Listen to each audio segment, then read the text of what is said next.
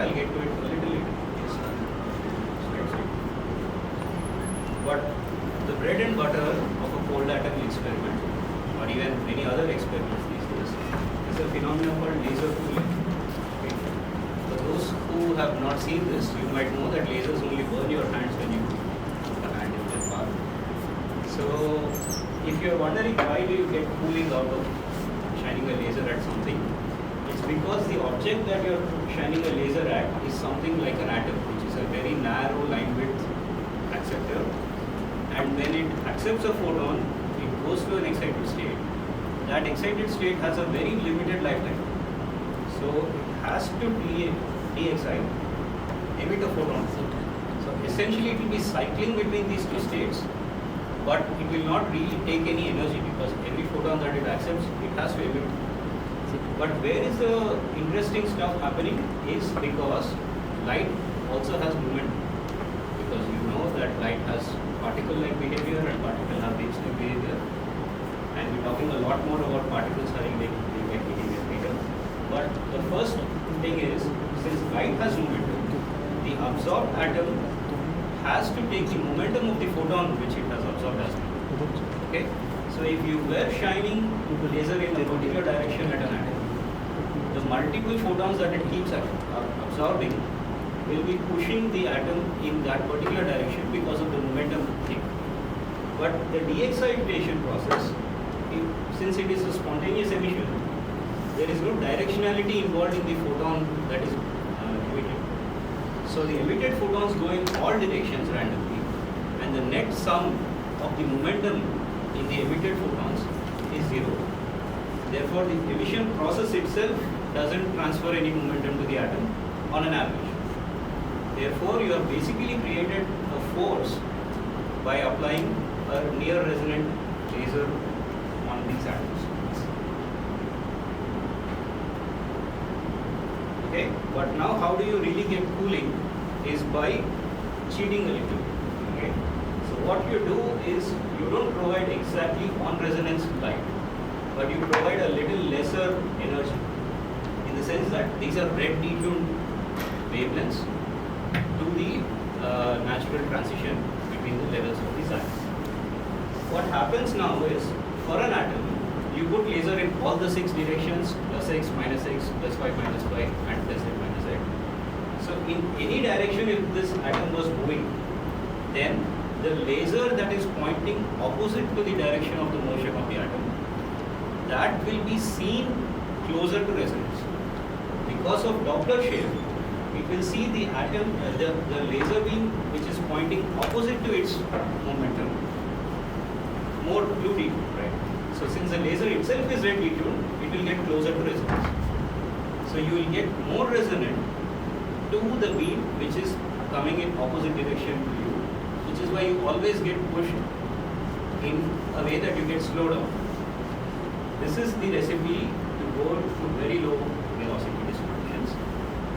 And this is an example of a magneto-optical trap which we created in Bangalore. I like showing this particular one because, of course, I built the experiment. That is great. Also, because the photo that I am showing you is taken just from a smartphone. Lithium emits in red color, so you don't need to do false color imaging of an infrared or something. This, if someone goes to this particular vacuum port, you can even see it with your naked eye, that there's a small flash of a cloud of atoms which are emitting fluorescent photons in red. What we do in Mr. Sadiq Ramwala's group is that we combine 2 technologies. One which traps ions dynamically, charged particles, and these magneto-optical trap with laser beams. So the ion traps here, which requires electrodes, are shaped in such a way that there are gaps which are sufficient for the 6 laser beams to go in. Okay. So at the same center, the ion trap traps ions, and this laser cooling system traps atoms. So it's a dual trap at the same center. And both these species interact with each other, and some interactions are studied later. In fact, the particular interest in this problem is when you have the same species as the ion and atom. For example, a lithium atom and a lithium ion, so that their nuclei and the core electrons, everything is the same. So it's just that the atom has a full one extra electron, and the ion has one electron knocked off from the atom. So it's one less. But in a collision, this electron from the atom can jump to what was earlier an ion, and therefore you get a inelastic process where the ion becomes the atom and the atom becomes an ion. But since we had very cold atoms to begin with, this becomes a recipe to create cold ions directly in collision with cold atoms. So the procedure to trap ions is by using, I showed you electrodes, but what we do on them is we put, imagine that you put +1, +1, -1 and -1, like a quarter pole range. Okay? So on this direction, you have like an upward facing parabola as a potentiometer. And in the other direction, you have a downward facing parabola. So if you put a particle here, then essentially what it will try to do is it will escape in one of these downward parabolas, right? But the trick is that you are now putting oscillating fields. So these are not +1, -1, but cos omega t, sin omega t and sin omega t. In that case, this potential is going to rotate. So as the particle tries to slip downwards, the potential will rotate, and this upward wall is going to come and block it from slipping away. Okay? So if you time average this saddle, what you get is a particle which sees an upward parabolic potential, and that is what traps the ion, and the ion will never be able to get out. As soon as it's trying to move away, it will see an upward potential again, and therefore it will rebound and be dynamic. So we studied later that this kind of... So it's a question of time scales, right? I mean, that you don't, so you move the potential very fast, yeah, compared to the velocity of the If it is too fast, then you kick the ion out. Okay, so It's that's like putting the rotating saucer. So the time scale is determined by the ratio of mass and charge of the ion. The m/q ratio determines what frequency is going to keep it dynamically. Okay. So later what we did is we used this charge exchange itself. Since we can now cool the ions, we imagined a scenario where the ions and atoms are so cold that their thermal de Broglie wavelengths have spread out, and there is now a bit of overlap between the ion and atom, even without a collision. Just them being separated out, there is a partial overlap, and therefore we imagine the situation where the charge can dynamically hop from one side to another and be delocalized everywhere. So this is equivalent to a band structure, but in gases. To realize that, we built an experiment where the ions were trapped using these blue colored electrodes and some DC potential, and the atoms were of course trapped using this laser beams and magnetic fields. The mechanism of trapping the ions doesn't badly affect the atoms, and the mechanism of trapping the atoms doesn't badly affect the ions, which is why this experiment is feasible. But a problem which we have is, while the atoms fluoresce, the ion will not, because the atom is a hydrogen-like species of group 1 element.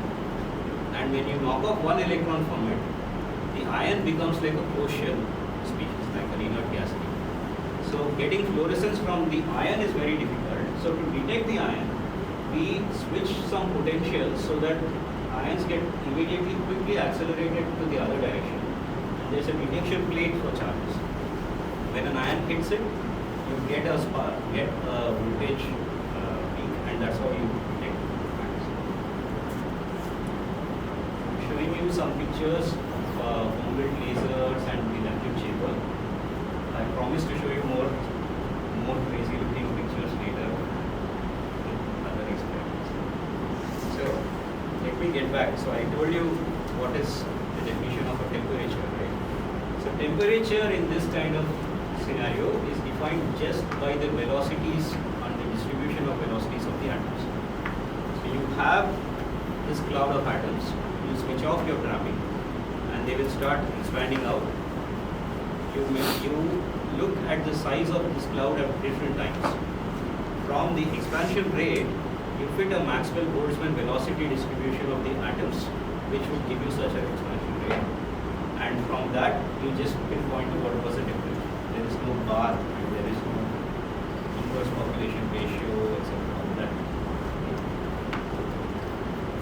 But now, once you have a magneto-optical trap, it will be limited by radiation pressure because it's not going to be feasible to go to very low temperature there. Because each time this atom is emitting a photon, it takes stochastically a kick in a random direction. So although time average is 0, there is a stochastic velocity that it is still getting. So to go to other traps, one of the method used is called evaporative cooling, where the system is now in a trap, let's say something like that, which has many energy levels. And let's say you engineer a way in which the atoms in the upper levels eject from this trap. But how that happens is, when this guy has to leave the trap, there is this additional potential energy that it has to cross, right, the barrier line. That energy is supplied by the remainder of the particles in the same trap. So each time a particle exits, the additional energy with which had to be given to it for it to exit is given from the remainder, and the remainder rethermalize and they start occupying lower and lower energy levels. So as you continue this, as the upper level, higher energy particles keep exiting, eventually you will get a condition for bosons where all of them are sitting in the ground state, and that is the Bose-Einstein condensate phase. If the particles were fermions, the least energy situation you can get is one particle per level, because fermions do not like to pair with each other. All these kind of processes, and these have been experimentally tested out with cold atoms, and these are all achieved phenomena. One realization of that is the work which I did during my postdoc, where I used Bose-Einstein condensates to study Anderson localization. This work was done in the group of Prof. Alain Aspect. We had the opportunity to take this picture when he just got the Nobel Prize. This particular problem interests a lot of mathematicians and fundamental theory guys as well. I'll tell you why. Okay. First of all, Anderson localization is a phenomena of a wave transporting in disordered medium. Wave transporting in a disordered medium is nothing new, because systems have to be carefully made if you don't need disorder. But what is the disorder that we are trying to talk about is a disorder of the length scale of the wavelength of the wave that is traveling in. So the length scale of the randomness in the scatterer to scatterer distances here is of the order of the wavelength of the wave that is that we are trying to study. Okay. When that happens, imagine a scenario like this, where since the wave cannot now come out after scattering of just one of these scatterers, you will be in a multi-scattering regime. And you could imagine like the wave going from one scatterer to the other, and a loop where somewhere it comes back to one of the initial scatterers. Okay. For every loop of that direction, there will be an opposite loop as well. And the phase that is picked up by this wave in both the paths is exactly the same. So the net result is as an interference where this result gets amplified by a factor of 2. Okay.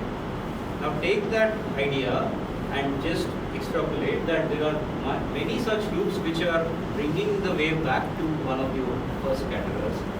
That means the effect of the wave coming back to the same scatterer or not being passed to another scatterer gets more and more amplified as you have more and more of these loops. So essentially at some point you will get diffusion equal to 0 because the wave doesn't move. Okay? It's like somebody getting stuck in Bangalore's traffic where you're supposed to be moving but you are not. in 3 dimensions, what happens is these loops become very less probable. Okay? However, for low energy waves, there will still be localization. And for higher energy waves, there will be diffusion.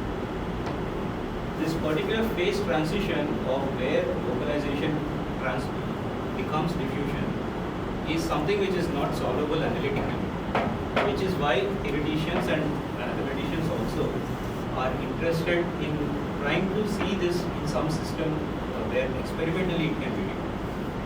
Okay? So naturally experiments have been done in all kinds of waves, in sound waves, light, solitons, photons, light, microwaves, everything. But our system is something a bit different, where we study the transport of atoms in light.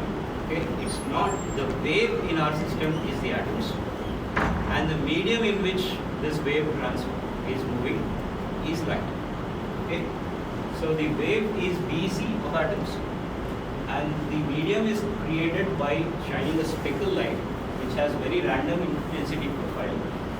So because of this random intensity profile, there will be random distribution of electromagnetic fields in the space.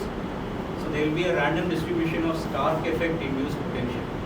So the atoms will see a potential energy proportional to the intensity here. And therefore you get a random potential energy in which a wave is.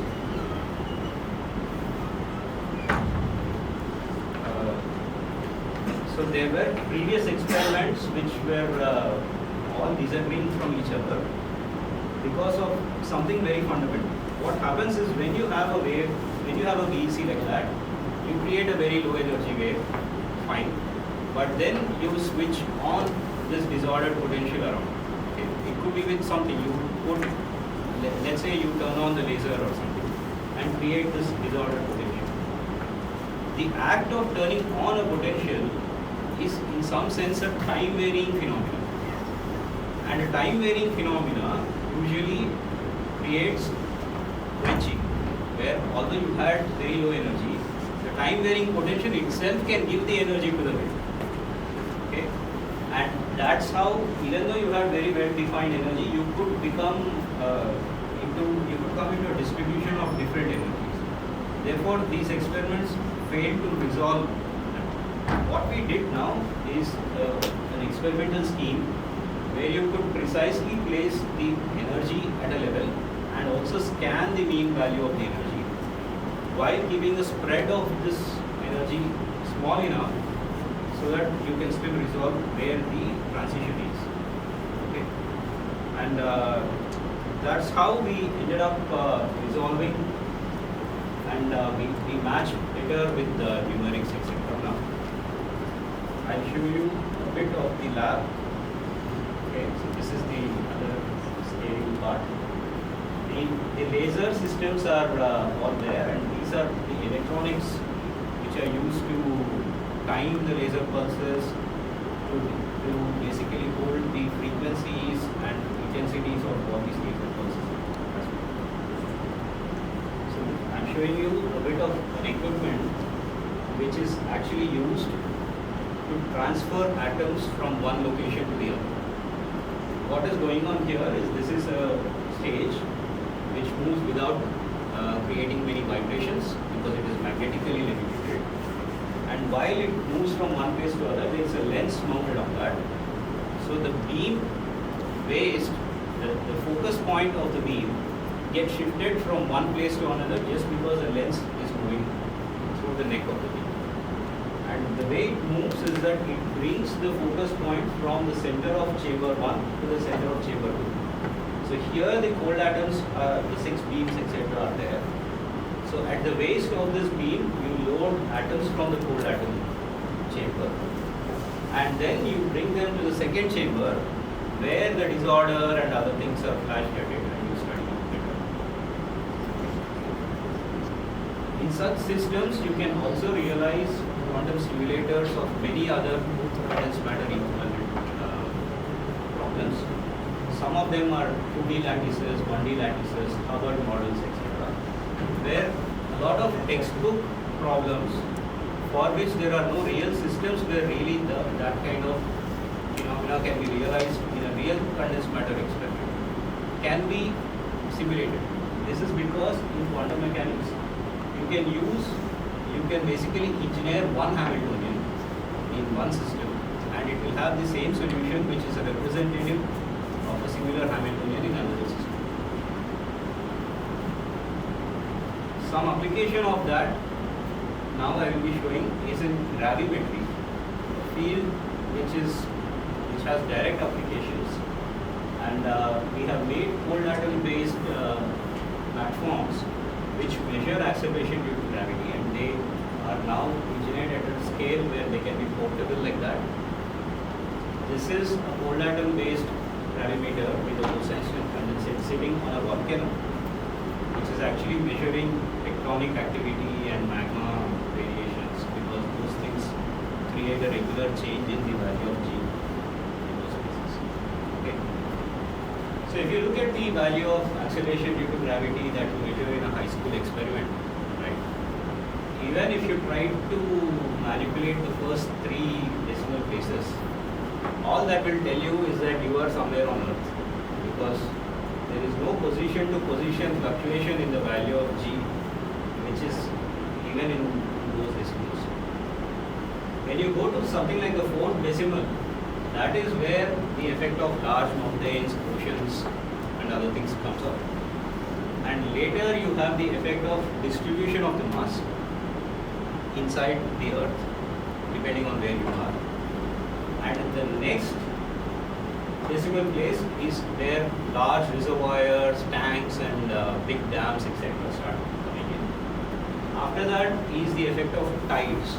Okay, just because the water in the ocean is constantly getting redistributed in mass distribution.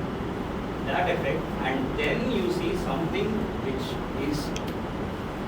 carries the effect of a nearby large building or some structure like that, which has mass which is enough to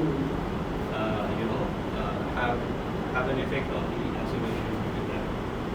And below that is where you start to see effects of smaller distribution of masses. Like if, let's say, whether we are on the 2nd floor, whether something is there on the 1st floor or not, or if there's a tunnel underneath which is changing with its distribution.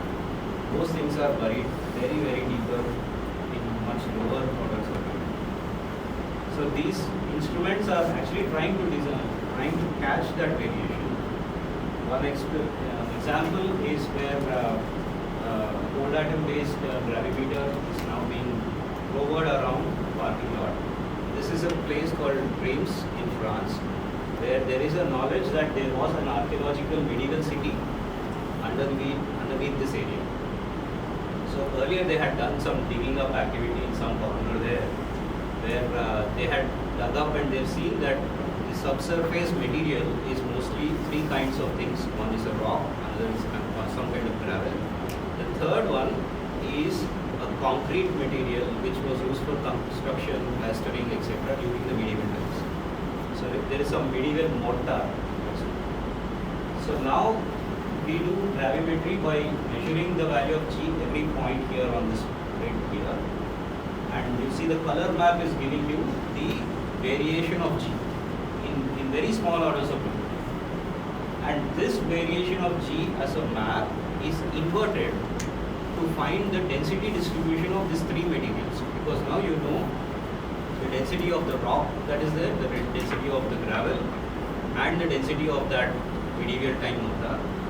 So you model a density distribution of those 3 materials underneath, which would give you an effective gravity fluctuation of this kind.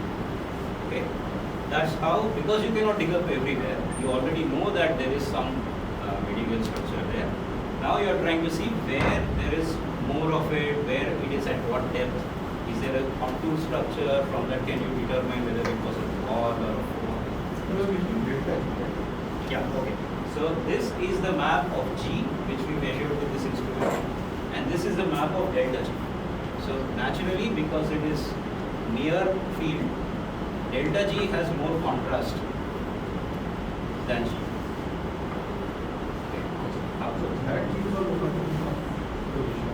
Yeah. Now, this is not the value at that side. I just took it as a value. Exactly. The value will be What is it? GIS method? So delta G is basically the vertical gradient. So delta G by delta Z. Okay, because G varies linearly, roughly linearly with height, right? So this is the proportionality constant with which the acceleration due to gravity varies. So it is nanometer, meter per second square per meter in the vertical distance. So it has units of.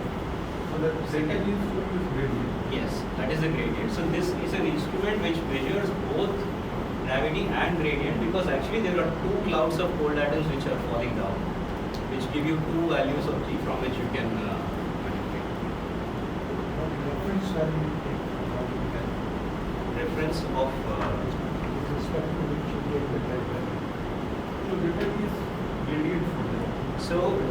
so the important thing is that we don't measure G1 minus G2 by Z1 minus Z2. Our will come a bit later. Okay.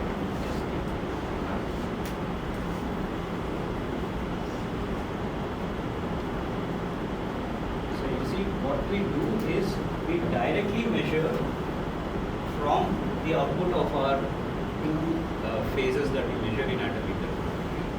We directly get the acceleration, and from the phase difference, when we plot phase difference for multiple shots, they end up having a phase, on the phase space diagram, they plot on an ellipse. The ellipticity of this ellipse, when we try to fit that, that directly gives the gradient. So we are not measuring G1, G2, Z1, Z2. If we did that, there would be an error on Z1, error on Z2. That is not what we are doing. So the beauty of this kind of measurement is that the object that we are trying to measure is directly proportional to the acceleration or the gradient. So it's not derivative of something else. Yeah, so I already passed through some pictures, so I'll just show you this one. The delta is for how the phase difference is the mechanism there which is sensitive to the GIS. Just mass distribution. So how do you do it? What do you capture the I'll tell you the mechanism of the sensing thing. But here is a metrological study where we have done using superconducting gravimeters. Here what is happening is superconducting sphere or some object is being levitated using Magnetic effect. So the current in the coils that is needed to keep the position of the sphere intact without falling down or going up, that is proportional to G. Okay. So there is an interferometer with optics which is built there to make sure what is the height at which this object is. And you try to lock the position of the height of this object by tuning the current which is going into the magnets that are trying to levitate. And that current is proportional to G. Okay. In the other system here, there is a spring mass gravimeter, where of course you are looking at the oscillation of the spring, and you know the spring constant very well and the mass that comes the spring very well. So you know the value of G very well. But and these are our cold atom based system. Here is a system which had one cloud of atom which can only measure the absolute value of G. And this is a new one where can do both. You can see that since these are commercial systems, all the lasers, laser controllers, all that scary things which I showed you earlier, they all have gone into a box like that. Okay. The first version they were into systems like that. But this is not even miniaturization. The optics are also still the same size of the lab ones, but they are just close packed arranged.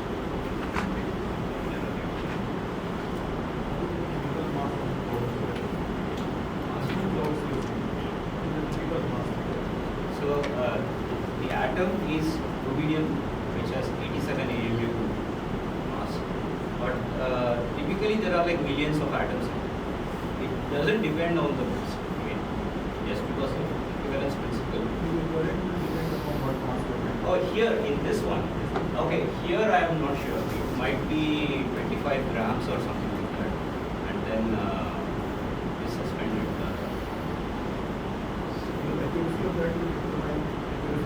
Correct. So I think it is basically some diamagnetic field, but it would be of the order of tens of grams. So how do we compare? Superconducting gravimeters are the state-of-the-art instruments in gravimetry. Okay. So this neat straight line without any jump is the result of a superconducting gravity. These instruments, unfortunately, are not very portable, but they are used to measure tides, because I told you tides are the ones which create fluctuation of gravity. So these instruments measure gravity so accurately that these are actually the most accurate measurers of tides compared to your oceanography instruments. So when we need to correct our data, whatever place you measure acceleration due to gravity, you will get fluctuations like that. This is a multi-day data, and these fluctuations are actually tides. And these random fast ones are micro earthquakes. Okay? So there are places where actually gravimeters are not used to measure gravity, but to measure tides or to measure seismic activity bursts, things like that as well. But let's stick to the core activity now. You get data from oceanography meters of what the tides were in the nearest seas around you, and then you interpolate there to the point where you were measuring acceleration due to gravity. That effect you subtract from this raw data. That's when you clean it up, and you remove these high frequency fluctuations which you identify as earthquakes. Just remove the data there and split it. That is how we made this processed gravimetry. Okay. But then you see the new instrument is of course better than the old one, but there are times when it comes very close to the accuracy of the superconducting gravimeter. I'll give you some time to take a guess what exactly is happening here, what is there in this pattern. Anybody? So actually these are weekends. Okay. What you're seeing is Monday morning, night, Tuesday morning, night. Okay. So if I zoom in, I can tell you when the students were in the lab and when they went out. Because these instruments are primarily subject to vibrational noise. And this is coming because of all the activity around when the metro trains are going around or things like that around your campus or wherever you are. But that is also an advantage, because vibrational noise is usually white noise and it doesn't have a drift or a pattern to it. So if you have the luxury of being able to measure for a long time, irrespective of the amplitude of the noise, since it is always random, the more time you measure, you always get a square root of t improvement in the accuracy of the measured quantity. So with time, they always get better by e to the power minus half, while things like even superconducting gravimeters, they have much better accuracy, precision to begin with, and sensitivity drops faster initially, but over time they drift and these instruments can catch up. Okay? So when you first make an instrument, it will go down in white noise, but then somewhere it will start to become subject to drifts. Then you analyze a bit more, you learn what is really causing that drift. Maybe it's temperature fluctuations, etc.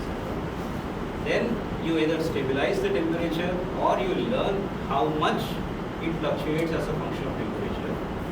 Then there are thermometers here and there in your sensor itself. So you take those data and compensate for that, and then you will integrate for a longer time, and then you hit the next roadblock. So one by one, once you start analyzing which is the leading term in your error, and you start compensating for that, you start going more and more down in this. That is how at some point you beat the state of the art of other instruments.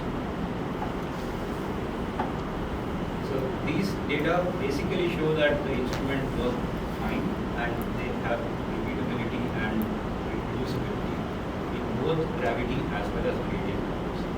So the first test basically say that the sensor survived all these tests and it was capable of doing some outdoor activity like that. So you see cold atoms, usually the guys like us, when we come asking for some lab space, we ask them to try real estate of your institutes. We need basement labs, etc. But it's a lot of work considering what is going on there. It is sitting out there on the field, usually sensitive radiation. So it just needs a little protection like that so that it doesn't heat up randomly to whatever temperature. So let us go back to the lab now, and I So tell you. before you close that aspect, so which means that you can measure gravity as a function of surface where you are. Yeah. So there are two basic methods. One is that, over and all is just mechanisms of doing it. One is you place a sensor somewhere and adjust the tilts, etc., so that it's very properly aligned. And then you give it the time. In that case, you can integrate over this data over a long time, and you can get precise numbers. The other applications usually are where they need to measure something which is changing as a function of time, and that could be a fast changing phenomenon. So there you would not worry about precision much, and there would be mechanisms in which you read out much faster. Precision is lost, but you just get faster readout times. To get real good precision, you need to be really well aligned. So you need to know what position you are at, what height from the surface you are at, and how well tilted you are. So what I was trying to show here is there are instruments here which are actually auto-calibrating for the height of the leg at a very small length scale, so that the instrument always stays upright and the laser pointing exactly there. And what is the region height of the chip? What will be? So no, you cannot invert the map with just one point. So if you want to get a contour of what is there underneath subsurface over some region, depending on the resolution in which you want that data, you have to pick the resolution of the points where you measure and the precision to which the value of G has to be measured. No, but what he's saying is, what is point for you? How big is the? What do you mean? So I think it could be of the order of centimeters. In height, it would be much more precise, millimeters or. But in X and Y, it can be centimeters. So how do we do this first of all? Let's see. So there are two clouds of cold atoms here which are falling. So initially, of course, they are loaded and they are taken up and then they are thrown out into the lab onto the screen. So while they are falling, initially they are all prepared. The first two steps are done so that they are all in level 1. Okay. These atoms will be used as 2 level systems. So they are all prepared in F equal to 1 level 1. And then what you do is, at some point when they are already falling, so they are already freely in the same value of acceleration, you put a pulse of light which does a pi/2 transition, meaning it creates a pure state into a equal superposition state of level 1 and 2. That the light that is creating that is a pulse of a certain intensity opened up for a time which exactly does that particular transition. But it does it via 2 photons. So it's not a direct single photon transition. You need 2 photons coupled via another state, which is not the state that you're transferring population to, but it's a Raman process.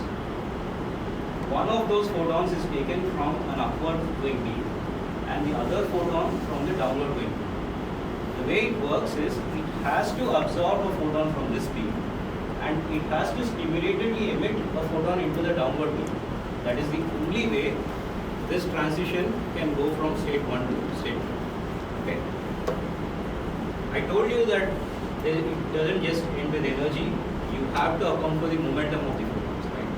So when it absorbs this beam, a photon from this beam, it gets a momentum kick upwards. And when it emits into the downward beam, it gets another momentum kick upwards because it has to throw it down. So the atoms which are actually transferred from level 1 to level 2, they will get a 2 hk momentum kick upwards, because of which once they are transferred like that, they will start separating out spatially. Okay. After a time capital T, you put a pi pulse. Pi pulse inverts the population, and therefore the atoms which were going upwards are now going to fall normally, while the atoms which were falling faster earlier, they are going to get this upward kick of 2hk. And after exactly another capital T, so capital T from the beginning, you come to a position where both these clouds of atoms come back to the same position. At that point, you put your second pi by 2 pulse, or in this case the third pulse, because the first one is the first pi by 2, second is the pi, and the third one is another pi by 2 pulse. That again brings this superposition state to a pure state, if it was a superposition state. So it's a pi by 2, pi and pi by 2, a total 2 pi transition, and you started with well prepared state 1, so you expect everything to be in state 1.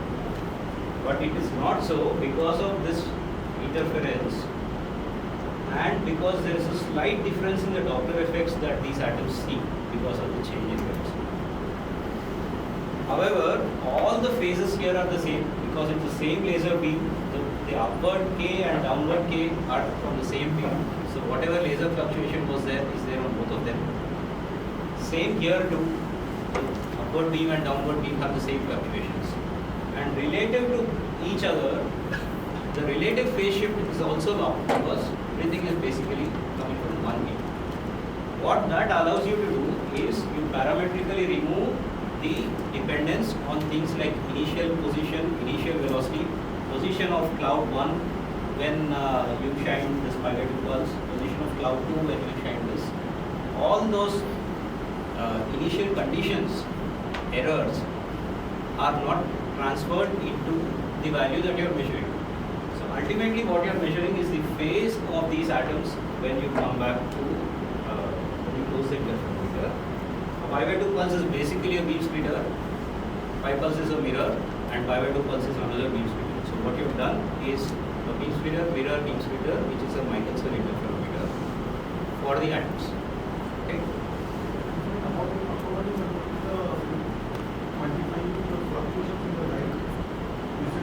So what fluctuations? You mean laser intensity fluctuations? Intensity fluctuations are controlled because it goes somewhere to a power block which actively looks at the intensity in the laser and it changes the current of the laser to keep the value same. Those are the precision you are talking about. The local fluctuations at location 1 and location 2 might matter. Yeah. Might depend on the So you should, I'll tell you what are the fluctuations it depends on. The only thing it depends on is Zeeman effect here and there. So if you make sure that there are no stray magnetic fields, cover this beast with 1 or 2 layers of new metal so that outside field fluctuations don't put in. But just the fields of the coils that you put in are still intact. It will be protected from those fluctuations.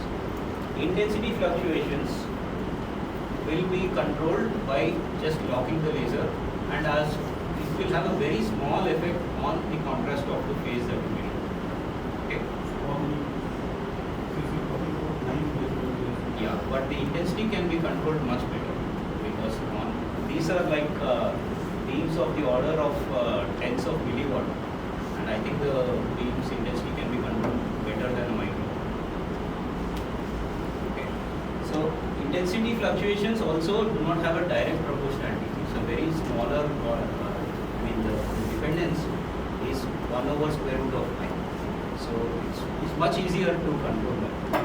What we are actually, what will actually hit us in the neck is the fluctuation of the position of this particular mirror.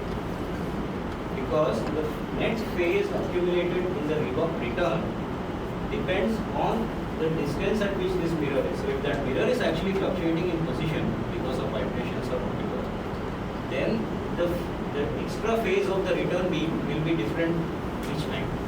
So the trick that is played is, we don't try to put the world's best vibration isolation platform. what we do is we actually stick a seismometer to that particular mirror. So the vibration of that particular mirror, which is the only thing that affects it, the vibration of the collimator, other things, whether these laser beams are pointed perfectly, the laser cooling every time creates a sample at the same point or not. Each time we drop the atoms, whether they are moving a little upwards or downwards, or whether there is a spread which changes, temperature change in short, nothing comes into it. The only thing which is really important is that particular mirror's distance relative to the other applicators. Therefore, that is the only mirror on which we stick the seismometer, and the vibration of that mirror is compensated for. So, what I am saying is, if I measure the phase that I measure in this interferometer, it will actually be a random number. But if I measure the position of this mirror every time and plot this as a function of the position, that is when I will see the fringes of this interferometer. Okay. So this allows us to build these instruments which are capable of taking the beating of the vibrations outside.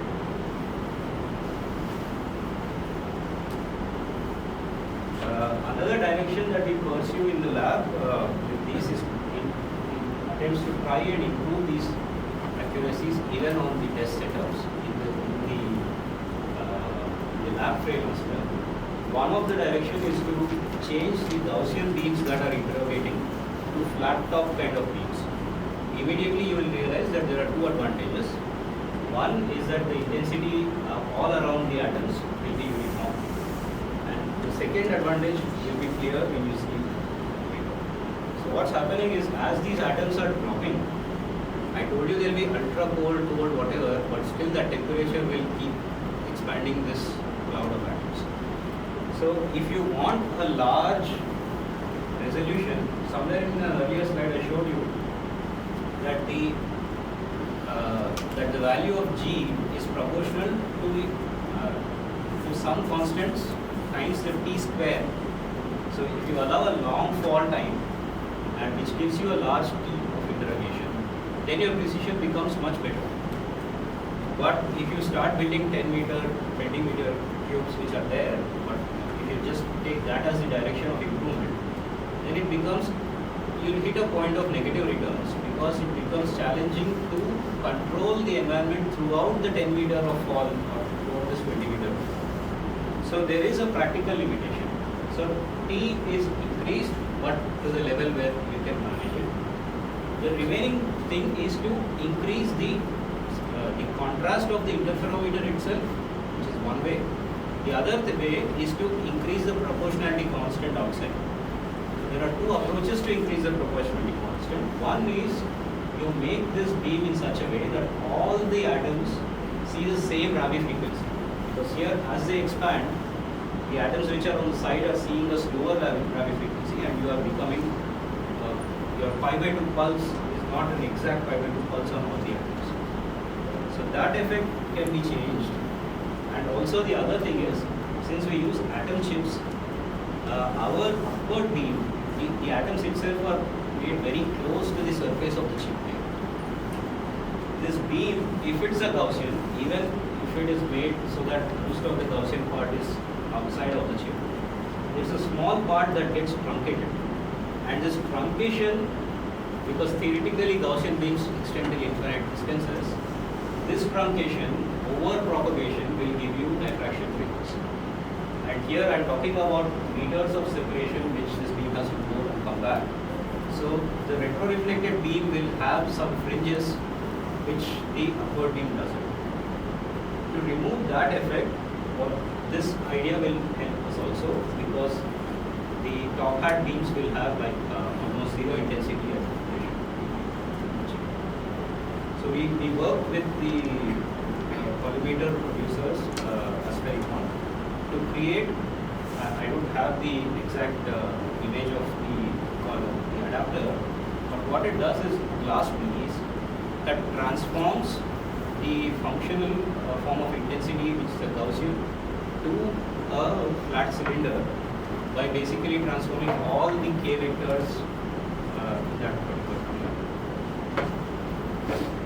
Effectively, we get something which is almost flat in the intensity over a large distance, and it it falls very quickly to zero at that point. But the phase here is not very uniform. As a result, we did get uniform intensity and uniform light shifts throughout the cloud. But we got some improvement. They got like 30% improvement on the precision of the value of G that was measured. But we are now working on having a collimator which gives us a nice plane wave like wavefront while being in a flatter of intensity. We expect to see much larger effects on the accuracy. The other direction of improving this. What is the standard of your G? Standard? Standard means where did you take the standardized form of G? Where, if any place or something? Yeah, so how do you know? In metrology, there is no way you know which instrument's answer is the correct answer. Okay? The only way is you measure with multiple instruments and see which instrument gives you similar numbers each time and which instrument has what kind of systematic errors, etc. and have a comparison. Okay. In this case, what happens is quantum gravimeters do not drift. Actually, they have the best repeatability. They may not give you the least count of a superconducting gravimeter, but you measure any number of times with quantum gravimeter and average it over half an hour. The mean value and the standard deviation will always be comparable. So actually a quantum gravimeter is today marketed as an absolute quantum gravimeter because that is an instrument which holds the absolute value almost very well compared to other instruments. So in a campaign like somebody trying to measure glacier activity or something like that, they usually take one quantum gravimeter and time to time as their other instruments are drifting over hours, they come back and recalibrate them with a quantum gravimeter. Because quantum gravimeter you may not have tens of them, but the spring mass gravimeters you can take a bunch of them and keep measuring them around. Time to time the drifts of those can be corrected with something which is holding the absolute number. Okay. So there are niche applications. An instrument need not be super and there is no way you will know if it is measuring the value or something offsetted by some value or it has instrument's own garbage. These have to be characterized over time. So you get a system where how do you know that the value of G is not fluctuating? Okay. Let's say my instrument is giving you a fluctuation. How are you so sure that the fluctuation is not in the actual quantity you are measuring or the instrument that is measuring? Okay, so this is the field of metrology in brief. You never know which is the thing. You have to model for both. You have to model for how much this particular instrument could drift as a result of because this is how it is measured. You should also measure what phenomena could be changing over time. So actually, I'm at the end of my presentation, but I just want to tell that there is another direction in which you improve the precision, which is by improving the proportionality constant in another way, which is instead of having a 2hk momentum transfer, you do like a 2nhk momentum transfer, which is then resonant to your beam. So that you take n photons from the upward beam and emit n photons into the downward beam, and the resolution improves by a factor of 10. Challenging on the experiment, but precision. But you will lose some of the atoms also which will not go your way. Exactly. So you will lose contrast to benefit your precision. And at some point, losing contrast will also limit you because signal to noise will give you a delay. So it will not be scaling by factor of n, but that n will start diminishing as you try to give more power. At some level, will be limited by things like intensity of the laser, etc. But yeah, state of the art of state of the art called so because they improve each of these things over time. Thank you. Okay, I think.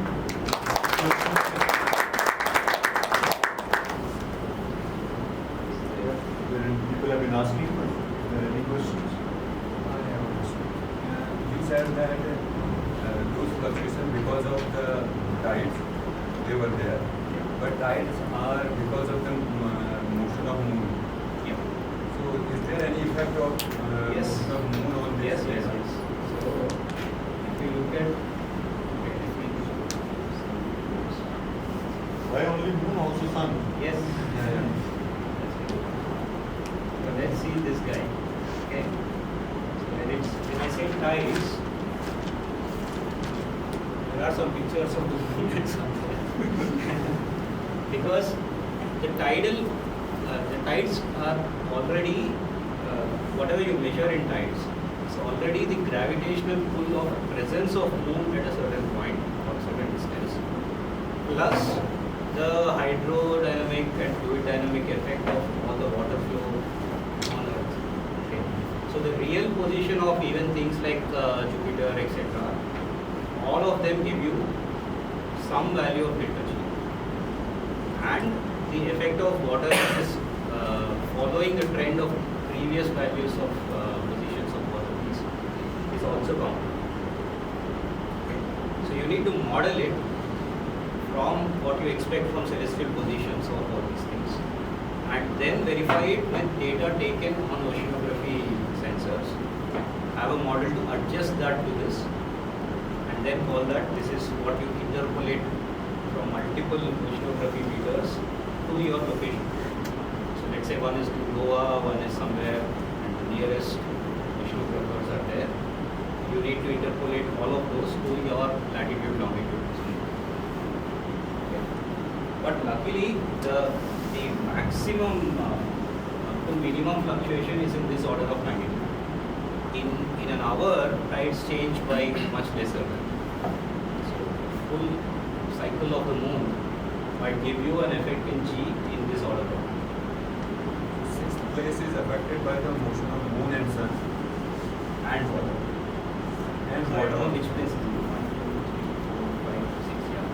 So sixth decimal place is affected by that as the so the maximum peak to peak fluctuation that can come because of the whole tidal model is in the sixth decimal place.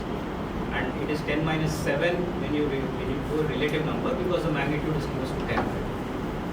9.8 is the average.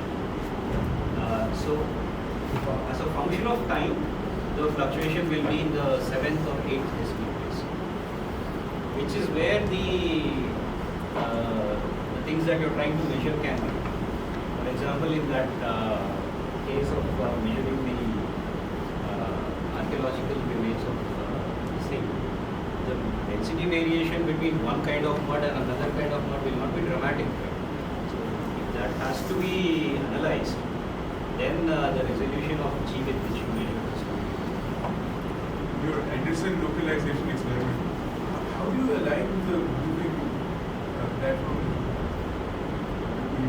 Align the platform. It was a magnetically linked.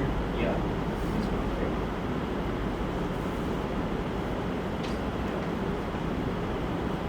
So it will have something where it will be computer controlled, of course. So it will have two set points, and at that set point, if you are still not in full alignment, you can ask the instrument to provide you another second stage in which you bolt it to that position. So you set the position computerized, and it will go and lock there, and then you bolt it down so that time fluctuations are removed, and then you align the beam, you unbolt it, there will be some change of course, but then you master the idea of how much it changes when you unbolt it, and then you already put it a little offset in the application. All alignment is roughly the same. Yeah, well, you have to say, all alignment is finally done by someone. Any other? In the working of this meter, like you were relying on the two photon Raman Yeah. process. Do you have to worry about population leakages? Because all of the Yeah. So So do you actually what account for that? happens when you have magnetic field fluctuation is you get population leakages. So you have to worry about them. But what happens is these are very fast pulses. These are not like your not lights, not like magneto-optical trap lights. Okay, the pulses that we have here are in tens of microseconds, sometimes 100 microseconds. The value of T, capital T I was saying, is the duration between this pulse to that pulse. That you increase and you will need a longer tube because atoms will fall for longer time. But the width here itself, this is very fast and you can make it as fast as you can if you have enough intensity on the laser. Because ultimately you need to get your pi by 2. Pi by 2 is the area of the intensity and the time for which it is working. So if you have the intensity, you can make it a faster. But there could be errors in that also, right? Pi by Yes. 2 will be pi by 2 plus minus something. Yeah, so you need to try. So the reason why you have to do cold atoms in the first place is so that all the whole ensemble sees this light as the same thing. Otherwise, if they were all moving in different directions with different velocities, each atom will be seeing it with different detuning and everything will have its own phase. So you will never see the interference. Cold atoms are basically needed so that you have precise addressing with light, which is possible. Okay. And then during these short pulses, they are so short that during the pulse you don't expect much to be fluctuating, which could also be the case. In that case, you will drop contrast. Again, there are some techniques called optical optimized control theory is used. So in a way, what happens here is you are going on a Poincare sphere from the North Pole to the equator, you are doing a pi by 2, and then you are going down. Okay. So while you are going on the equator, instead of putting a normal plane wave pi, you fluctuate, you deliberately give a functional form to the wavefront, so that it goes in a very wavery form to this next point. But what this gives you is it doesn't go linear, fine, but it makes sure that all the fluctuations that each atom had all get compensated, so that overall delta phi in this interferometer is reduced, while you have a large error in each atom's path itself. And you don't care about that anyway because you are taking an average.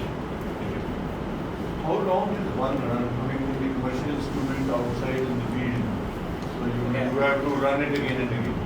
So actually it will not be the same everywhere. But roughly, I mean, I just want So to in the instrument I showed you, it's like you get about 3 points per second.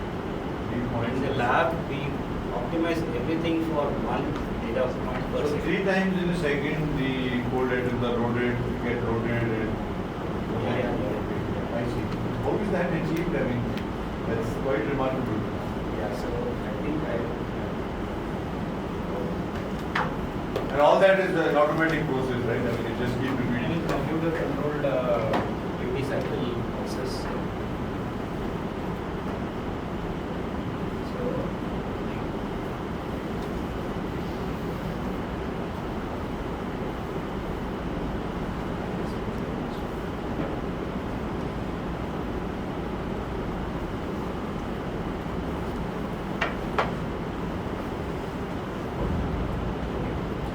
So this one is schematic of the lab instrument, okay, which has been downsized to focus. So what you are seeing here is the first magneto-optical trap chip. It's called a 3D mod because it's a final 3D mod. But the cold atoms which are there already come from a quasi mod. So this is a 2-dimensional mod chamber in which the first level of cooling always happens. And then they are pushed into this side where they get loaded. So in this point where they are already semi-cooled, that is always loaded. So after 1 second, when we need the next samples So you there, have kind of a chamber with yes. So there is a laser beam which pushes these atoms there. I mean, laser beam will put a force in that direction. So every second there is that laser beam which is on for a small while, and it pushes a lot of those atoms there. And there, when you again switch on this all the 6 lights, it will immediately cool down to the required temperatures within a few hundred milliseconds. And once both of these, the same thing happens here. This is a 2D mod loaded onto a 3D mod, and both of them simultaneously are loaded into this beam which takes it up and drops it. And then also there must be atom loss, Yeah, of course. and then you put in more. Yeah, so we try to put as many atoms there so that we get a large signal. Signal to noise is the thing, and everything gets detected here. So actually, it's a common detector which detects the cloud 1 atoms. We measure the number of atoms in cloud 1 in level 1, number of atoms in cloud 1 in level 2, and cloud 2 is both the states, everything with the same detector, because anyway they are going to fall through the same tube.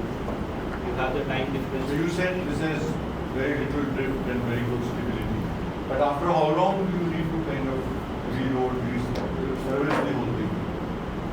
No, we never service the whole thing. Happens because of that. I mean, having not thought of all. So it can run for days. Yeah, because actually inside this part, before you load into the 2D mods, there are small events of rubidium, from which the actual rubidium atoms go and populate.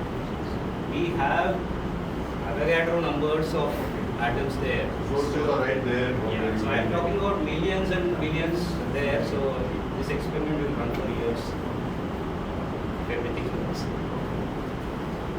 Any other? How do you isolate the other ground vibrations in the saddle? Yeah, So let's say someone is walking by that device. Do you pick that noise? Absolutely. So maybe the noise, the data that you are getting from the So see, this is a bit of a dirty thing which I have to tell you. In the lab, of course, we have this whole thing mounted on a vibration isolation platform, okay, which will be floating and which will isolate everything. But eventually, the light coming to these guys are coming from some cables and fibers and everything. Every time you change something, the weight distribution moves. When you put a cable from there, that will be pulling the table. Eventually, you will couple vibrations indirectly from some other place. And we get tired of stabilizing this vibration isolation platform that we always keep it off. Okay. It becomes a nightmare. The day everything is fine and this experiment will work without being touched for a long time. That is when we measured the switch it on. No, because this is an actual practical problem. While you are still working to achieve the precision, you will be changing so many things and you cannot have these platforms which are designed for particular masses. Okay, but the trick that we do, as I told you, is that there is a seismometer attached there, which is always measuring the vibrations that are transferred and we compensate for them. Okay, so you can do two things. You can try hard to remove vibrations, or you can try hard to measure those vibrations very precisely. So we are sort of going on the second page. Okay, and on the other guy, so you see here there is like a dual platform. There is a ring here, right? Okay, this is a platform which is actually in contact with the ground. And then the sensor is sitting on that. There are some dampers. So of course you cannot couple all kinds of vibrations. So there is a bit of damping. And then the art is that the seismometer you place there is very sensitive to the frequencies of vibrations that really affect this instrument for the time of your pulses and for the duration of the pulses. And that frequencies of vibrations are better calculated. Okay, I think we formally closed. Hopefully there was deordered. It didn't come in the beginning. It might have come also. The thing is, we didn't expect so much audience.